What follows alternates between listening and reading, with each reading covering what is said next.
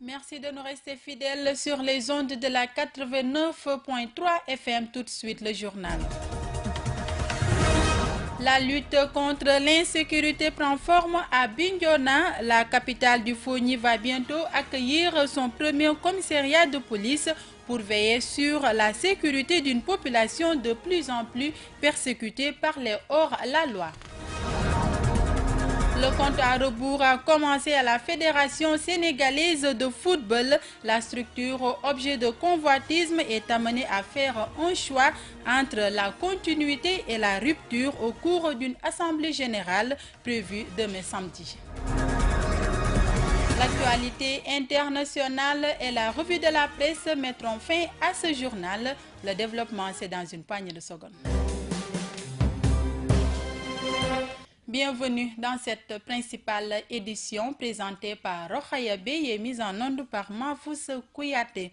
Un commissariat de police sera bientôt implanté à Bignona. Le ministère de l'Intérieur en a décidé ainsi. Un appel d'offres a déjà été lancé pour sa construction et il devrait être mis en service au courant de 2018 au grand bonheur d'une population meurtrie par l'insécurité. C'est un reportage de notre correspondant à Bignona, Lamine Badiane. Le rêve de toute une communauté sera bientôt une réalité. En effet, depuis quelques jours, les choses ont pris une dimension plus sérieuse et le processus d'implantation d'un commissariat de police à Bignona est désormais irréversible. L'appel d'offres a été lancé et publié mercredi dans un quotidien de la place. Cela veut dire que dans un mois, l'entreprise qui sera chargée de la construction de ce commissariat sera connue provisoirement avant l'attribution définitive du marché. Autre acte posé et qui va dans le même sens, c'est la rencontre qui a eu lieu au haut niveau entre le maire de Bignona et les autorités du ministère de l'Intérieur et de la Sécurité publique, notamment la direction du budget et le département de la logistique du ministère. Joint au téléphone, Mamadou Lamine Keita a confirmé l'information et a indiqué qu'un site est déjà retenu dans l'espace communal de Bignona pour accueillir l'une des choses les plus attendues dans cette localité où l'insécurité a fini de prendre un certain niveau. On a encore en mémoire les séries de viols suivis de meurtres commis dans le département en fin novembre et début décembre 2016. Les femmes de la région avaient en son temps battu le macadam pour exiger de l'État l'implantation d'un commissariat de police. L'autorité semble avoir pris au sérieux la clameur à l'unisson venant du plus gros département de la région de Ziguinchor. En complément d'information, le maire de Bignona annonce que les travaux devraient démarrer en début octobre et si tout va comme prévu, au courant 2018, le commissariat de police sera opérationnel, ce qui permettra aux habitants de Bignona de retrouver certainement la quiétude qu'ils ont perdue précédemment. GMS Bignona, Lamine Badiane. Retour à Ziguinchor, ces temps-ci, les opérations de contrôle routier effectuées par la gendarmerie et la police sont fréquentes de jour comme de nuit dans les artères de la ville. Cette situation préoccupe les usagers de la route qui dénoncent ces tracasseries, lesquelles causent beaucoup de désagréments dans leur travail, nous dit Mohamedou Salif Ndiaye. Assurer la régulation de la circulation routière, faire respecter le code de la route ainsi que la courtoisie routière, telles sont les missions principales de la police de la circulation. Mais ces derniers temps, à Ziguinchor, les opérations de contrôle de la brigade mixte de la gendarmerie et de la police sont récurrentes, surtout la nuit. Face à cette situation, les usagers de la route s'offusquent et dénoncent ces tracas.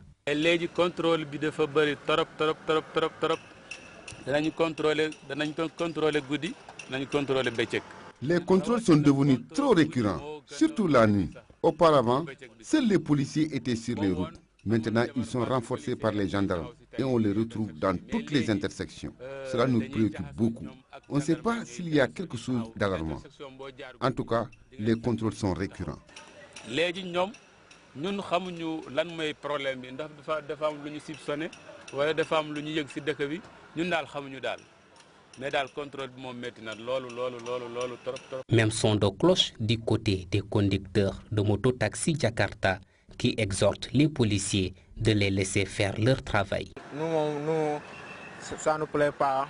Les gens devaient nous laisser travailler normal comme les policiers, les ASP là, ils nous font très du mal à la circulation. Ils nous devaient nous laisser, ils nous demandent des papiers, des cartes grises, ces choses-là. C'est ça, quand tu as ton argent, tu vas acheter une moto, tu ne vas pas avoir ça, des cartes grises là, mais les casques, il existe les casques, mais les casques, nous sommes d'accord pour les casques, c'est normal pour les casques, mais les d'autres papiers là, nous ne sommes pas d'accord pour ça. Quant aux autorités policières, elles soutiennent que ces opérations rentrent dans le cadre normal des missions de contrôle et de sécurisation qui s'effectuent actuellement sur l'ensemble du territoire national. La logique de coalition devenue la règle au Sénégal au détriment de celle de parti est-elle une voie à faciliter l'avènement d'un chef de l'opposition tel que consigné dans la nouvelle constitution? Ce débat qui mérite d'être posé au sein de la classe politique semble ne pas préoccuper les acteurs qui ont encore raté l'occasion avec les dernières législatives d'engager cette compétition devant constituer une véritable avancée démocratique pour notre pays. Le sujet a intéressé Cheikh Tidiane Cissé à travers cette analyse. Un coup d'œil dans le rétroviseur laisse voir que jusqu'à une période récente, les élections au Sénégal étaient une affaire de partis politiques, bâtis autour d'hommes partageant la même idéologie et poursuivant les mêmes objectifs. Parti pour l'indépendance et du travail, LDMPT, RND, PS, Andjef, PDS, pour ne citer que ceux-là, symbolisés au plus 3 courants, socialistes, communistes et démocrates, avec des projets de société bien conçus qui offraient aux Sénégalais des réponses à leurs préoccupations quotidiennes, raison de forte mobilisation des citoyens au cours des scrutins et dans la vie politique. Il a fallu attendre l'an 2000 pour assister à un dérèglement complet du système politique sénégalais, avec non seulement une prolifération de partis, mais l'avènement de coalitions avec des combinaisons inimaginables parce que contre nature.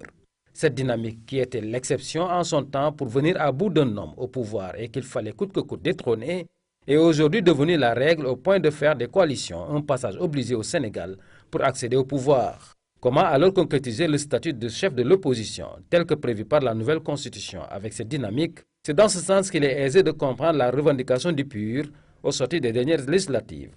Cette formation partie seule à ses joutes contre de fortes coalitions et qui est parvenue à s'offrir 4 sièges, devancé seulement par des coalitions Benno Bokk Yakaar, Wattu Sénégal et Manko Taxawu Sénégal, réclame le statut de chef de l'opposition et à juste raison.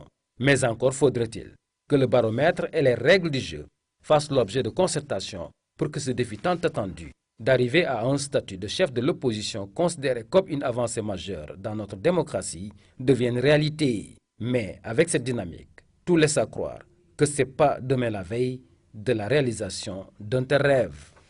La Tabaski pointe à l'horizon et les denrées de première nécessité commencent à connaître une hausse à Ziguinchor. C'est le cas de l'oignon dont le kilogramme est passé à 700 francs, un état de fait qui risque de crever le portefeuille des ménages en cette veille de l'Aïd el-Kabir. C'est un reportage signé Eva Sagna. Le prix actuel de l'oignon est de 700 francs le kilogramme.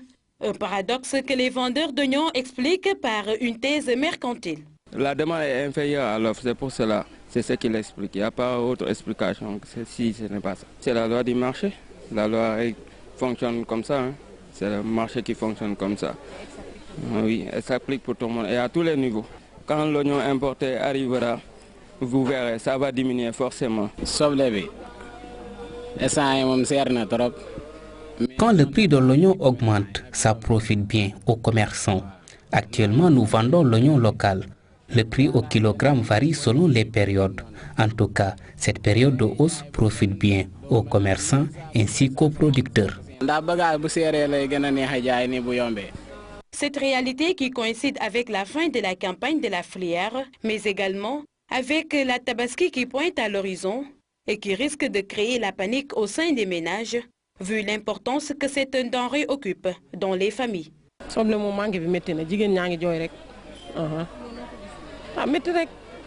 Depuis un mois, nous nous sommes rendus compte que l'oignon est devenu très cher. Et c'est une peine pour nous les femmes. Car vous savez que les dames ne peuvent pas cuisiner sans oignon. Et avec l'approche de la Tabaski, les choses risquent de s'empirer. Mais je reste convaincue que la situation peut changer à tout moment. Ceci dit, la libéralisation du secteur doit cependant permettre aux acteurs économiques qui s'activent dans ce domaine d'élargir le marché et de fixer un prix plafond de cette denrée de première nécessité produite au Sénégal. Sport à présent, dans 24 heures, la Fédération sénégalaise de football fera le choix entre l'expérience de Augustin Senghor, la détermination de Louis Lamotte et l'engagement de Mbaye Diouf Dia. Un choc des ambitions qui déterminera l'avenir du football sénégalais. Le point avec Papo Mané. 3 prétendants, un fauteuil. Ce n'est pas le titre d'une fiction littéraire, mais plutôt le tableau d'un choc des ambitions pour le contrôle de la Fédération sénégalaise de football. Ils seront 3 au point de départ, mais un seul sortira du sprint final prévu demain samedi. Qui de Augustin Senghor, de Louis Lamotte ou de Mbaye Diouf Dia sera l'heure élu. Dans tous les cas, c'est l'avenir du football sénégalais qui va se jouer demain. Il s'agira d'impulser une nouvelle dynamique à un football plus médiatique que performant. En réalité, cette discipline apporte peu de satisfaction aux Sénégalais que nous sommes. Toutes les campagnes auxquelles les Lions prennent part se terminent hélas en désillusion et virent au cauchemar pour un peuple qui place pourtant beaucoup d'espoir dans le football. Donner une nouvelle trajectoire, celle-là victorieuse, sera le défi de la prochaine équipe fédérale qui sera connue ce samedi. L'expérience du président sortant Augustin Senghor, la détermination de Louis Lamotte et l'engagement de Mbaye Diouf Dia auront fini de s'affronter dans un combat fratricide pour le management d'un football décevant malgré les espoirs et les passions qu'il suscite. L'actualité internationale nous mène aujourd'hui aux États-Unis et au Danemark.